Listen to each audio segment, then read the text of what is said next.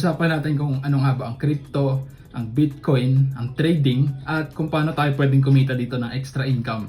So meron tayong two types of currencies sa ngayon. Ito yung tinatawag nating fiat currencies, which is dito nagfo-fall yung peso, yung US dollar, yung yen, yung euro. Ito kasi yung currencies na gobyerno ang nagko-control at nagpo-produce. Kaya nilang pataasin, pain ang presyo at i-manipulate ang prices. Now, anong pinagkaiba niya sa cryptocurrencies? Cryptocurrencies is just purely online currencies. Wala siyang papel, wala siyang physical paper na pwedeng gamitin sa transactions. It's just purely online at through computers. By your cellphone, pwede ka nang magbayad. Pwede siyang gamitin kahit saan, kahit sa ibang bansa. Kahit saan ka pumunta. Kasi computer lang siya at internet. Unlike sa fiat currencies na kailangan mo ng papel. Doon mo lang sa bansang yon magagamit yung currency nila. Unlike sa peso.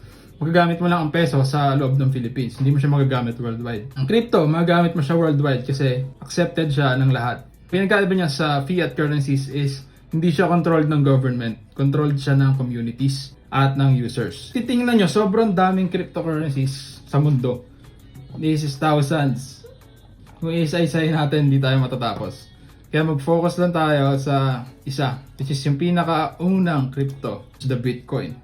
Tinatawag siyang mother coin kasi dito nagsimula lahat ng crypto at siya yung naging basis ng crypto. Just in case na hindi ka pa familiar sa Bitcoin, ganito siya nag-work. Para mas maintindihan natin, tingnan natin yung model ng current payment systems natin yan, which is the online bankings or the online payment systems, which is pinakasikat ngayon is GCash. Lahat naman siguro may GCash ngayon. Ang gagawin natin dito is magsa-sign up ka, magsa-send ka ng ID, verification mo, magka-cash in ka ng pera, kilala ka ng GCash at meron siyang kopya ng identity mo. Magsisend tayo ng pera, ganito ang nangyayari dyan. Magsisend tayo ng pera sa GCash. Sa GCash, isisend niya yung pera dun sa taong sinendan mo. Naging middleman ang GCash. Bawat transaction na nangyari is merong kopya ang GCash. Ito yung tinatawag natin transaction history or ledger. GCash lang ang may kopya niyan ng lahat ng transaction na nangyari. Ang downside kasi dito, kapag ka nag-maintenance ang GCash, nawawalan tayo ng access sa pera natin. Which is pera mo yun eh. Tapos nawawalan ka ng access. Yung weird nun, di ba? Another downside here is kapag ka na-hack ang GCash, other online banking system, which is nangyari din to last time sa BDO and PPI. Last time na-hack sila eh. At nadamay yung pera ng lahat ng users, depositor. Ang daming nawala ng pera. Which is unfair yun kasi hindi mo naman kasalanan na nahack sila. Tapos ikaw yung nawalan. Ang pangit, di ba? Another downside is kapag ka na-bankrupt to. Na-bankrupt yung bangko, online bank na ginagamit mo. Hanggang 500,000 lang ang kaya nilang ibalik sa'yo. Which is yung insured, yung PDIC insured na tinatawag. 500,000 lang. Paano kung meron kang pera dyan na 1 million or 2 million? Tapos na-bankrupt bigla sila. Hindi natin masasabi. Biglang na-bankrupt. Ang mababalik lang sa'yo doon is 500k. Pinagkaiba nito sa Bitcoin. Ang Bitcoin, ganito siya nag-work. Imagine a payment system na wala ng central, na wala ng middleman. Ganito siya nag-work. Si A nag-create ng Bitcoin wallet online. Si A nag-send ng pera kay B. This is a transaction. Ngayon, syempre magtataka ka, sino ang mag-verify at mag-validate or magsasabi na legit yung nangyaring transaction. Kagaya na sabi natin kanina, ang Bitcoin is controlled by other users. So, ang mag-validate ng transaction is other Bitcoin users that we call miners. Si miner is mag-validate ng lahat ng transaction at makakakuha siya ng maliit na fee lang, percent fee, doon sa transaction na nangyari. As a reward sa pag-validate, siya yung naging witness na transaction is legit. Isusulat niya yon sa ledger na transaction is nangyari between A and B. That is a block. Ito yung ledger. Transaction is happened between A and B. Another transaction is nangyari kay, halimbawa, si B is nag-send naman kay C. Verify ulit ni miner. Lahat ng Bitcoin user is pwedeng miner as long as meron kang computer or device. Si C ay nag-send kay A. Another block. This ledger is what we call the blockchain. Kung naririnig nyo, mga napapanood mong video about crypto, this is the blockchain. Blockchain technology ang tawag sa kanya. Bawat transaction is what we call the blocks. Tapos mag-create siya ng chain. Kaya blockchain ang tawag. This ledger is posted publicly online.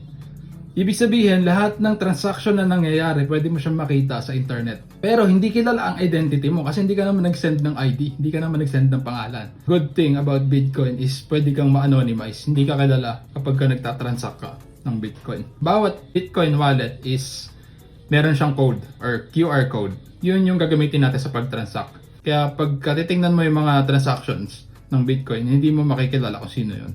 Kasi it's just codes. Itong ledger na to is posted public at merong kopya nito lahat ng crypto user sa buong mundo. Hindi siya ma-hack kasi may kopya lahat eh. Pag na-hack ang isa, let's say na-hack si A, na-hack yung Bitcoin wallet ni A. A lang ang magsasuffer noon. Hindi dama yung B, hindi dama yung C. Kasi lahat sila merong kopya ng ledger at lahat to may kanya-kanyang wallet na separate to each other. We call this financial system as decentralized. GCash kanina na centralized, pag na-bankrupt ang GCash, talo ka na. Decentralized system is walang center. Kanya-kanya tayo as a Bitcoin user. Pagka na-hack yung isa, hindi ka damay dyan. Para ma-hack mo yung buong Bitcoin network or system, kailangan mo i-hack lahat ng Bitcoin wallet sa mundo, which is sobrang labo kasi hundreds of millions ang Bitcoin users sa buong mundo. Ito na exciting part. Paano tayo pwedeng kumita sa Bitcoin? Napakadaming ways to earn sa crypto or sa Bitcoin. Pero mag-focus lang tayo muna ngayon sa dalawang ways. Ang unang way is what we call the investing. Second way is trading or futures trading. So ngayon, focus muna tayo sa dalawa na pwede natin pagkakitaan, which is the investing. Sa investing, kasi ganito nag-work yan.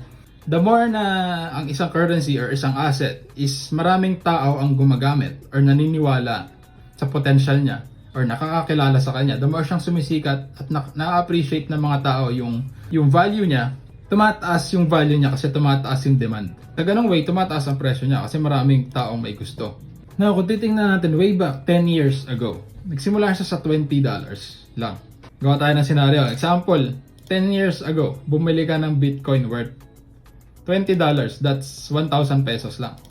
Paano kung sa 2021 ka pala nag-sell, di ba? Doon sa pinakataas niya. Bumili ka ng 1,000 pesos, yung 1,000 pesos mo, nagbenta ka sa 2021. That's 8 years time. So imagine that, 1,000 pesos mo, naging 3.5 million in 8 years. Wala kang ginawa. Nagbumili ka lang ng Bitcoin, nag-hold ka for 10 years. Pagbalik mo, 3.5 million na. Now, investing is for long-term gains. Kung gusto mo nang matagalan, wala kang gagawa, you can invest. Kasi the more na sumisikat ang Bitcoin, the more na maraming tao ang nakaka-appreciate ng use niya. Mas okay pala ang Bitcoin kaysa sa GCash, Paymaya, online banks, or sa centralized payment systems. Mas tataas ang presyo niya over time. Sa ngayon, medyo bago pa rin ang Bitcoin. Kung gusto mo mag-invest for a long term, pwede kang bumili ngayon, like 1,000 pesos, pwedeng gawin natin yung ganung play, which is 1,000 pesos, invest ka lang. Or kung kaya mo, 5K, bili ka. Tapos balikan mo siya after 10 years. Malay mo yung 5K mo, naging 5 million na in 10 years, di ba? Maraming crypto na pwedeng bilhan din. I will advise na sa Bitcoin na lang muna tayo para secured. Kasi marami ring crypto ngayon na scams. Para makaiwas tayo doon na lang tayo sa top 1 Bitcoin or sa top 2, which is the Ethereum, yung pangalawang cryptocurrency. Another way kung paano tayo pwedeng kumita is the trading or futures trading. This way naman is for short-term gains. Paano siya nag-work? Ganito yan. Let's say, kunyari, ang Bitcoin price ngayon is $100. Sample lang. Yung kinabukasan, naisip mo na baka bukas tumaas ang Bitcoin maging $200. Sample lang to. 100. Kinabukasan, naging $200. Nag-buy ka ng worth $100. Nag-sell ka ng $200. So, magkano ang kinita mo doon? Kumita ka ng $100 in one day. That's futures trading. Ito yung tinatawag nating buy low, sell high. Trading terms, ito yung tinatawag nating long position. Kung naririnig nyo rin sa mga trading communities. Maglalong ako ng Bitcoin ngayon. Ibig sabihin nun, magbabay ka ng Bitcoin, magsasell ka sa taas. Long position. Another way is sell high, buy low. Baliktad naman. Let's say $200 nagbenta ka. Expect mo na bababa siya bukas. Kinabukasan, bumalik siya sa 100. Kung nagbenta ka sa 200, bumili ka ulit sa 100. Ibig sabihin, meron ka ring $100. Ito naman yung tinatawag nating sell short. Sell or sell short. Kung sa trading terms, short position. Sinabing, mag-short ako ng Bitcoin ngayon. Ibig sabihin, ine-expect mo na ang Bitcoin is babagsak kasi short. Short means ito. Sell ka sa taas at bibili ka ulit sa baba. Bibili ka sa baba. Pag tumaas yung price, magbebenta ka. Buy low, sell high. Sell high. Pag bumaba na ang presyo, buy ulit, which is the sell short.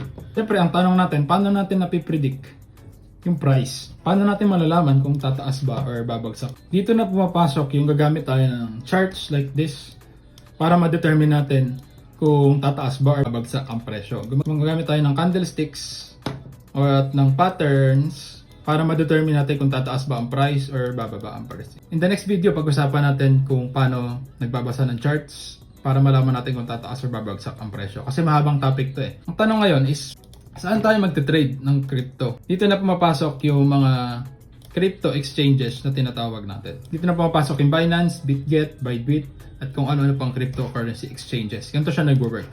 Let's say, ikaw ay buyer, gusto mong bumili ng Bitcoin. Si B, gusto niya magbenta ng Bitcoin. Ang gagawin ni crypto exchange is pagko-connectin lang kayong dalawa para mag-proceed yung transaction yung dalawa ng mas mabilis. Pag ang tong crypto exchange is para siyang Facebook marketplace na pwede kang mag-buy and sell ng Bitcoin or other currencies na mabilis na paraan at madaling paraan. Napakadaming cryptocurrencies exchange. Kung titingnan nyo sa internet, ang dami niyan. Ayun nga, kagaya ng rule natin sa crypto. Focus lang tayo sa top 5. Pumili lang tayo sa top 5. This is Binance, Bybit, Ox, KuCoin, Deribit. Focus lang tayo sa top 5 kasi yung mga exchange na yan is, kaya sila nasa top, is established na sila at secured na. Unlike ang mga nasa pinaka bottom or sa mga crypto exchange na hindi pa kilala, possible kasi na mabankrupt yan sila or possible na scam yung sinalihan yung crypto exchange or ginamit yung crypto exchange. Kaya most importantly, dun lang tayo sa top 5. Mag-focus at gumamit. Yun lang, kung natuto ka in this video, consider liking the video or subscribe ka na rin dyan or comment ka kung nasa Facebook kung meron kang tanong. And the next video, pag-usapan natin yung technicals, yung charting, kung paano tayo magbabasa ng chart, ng candlesticks, ng patterns para makapredict tayo ng price. And sa part 3, another video is pag-usapan naman natin kung paano tayo gagamit ng crypto exchanges para makapag-start na tayo ng trade. I'll see you in the next video.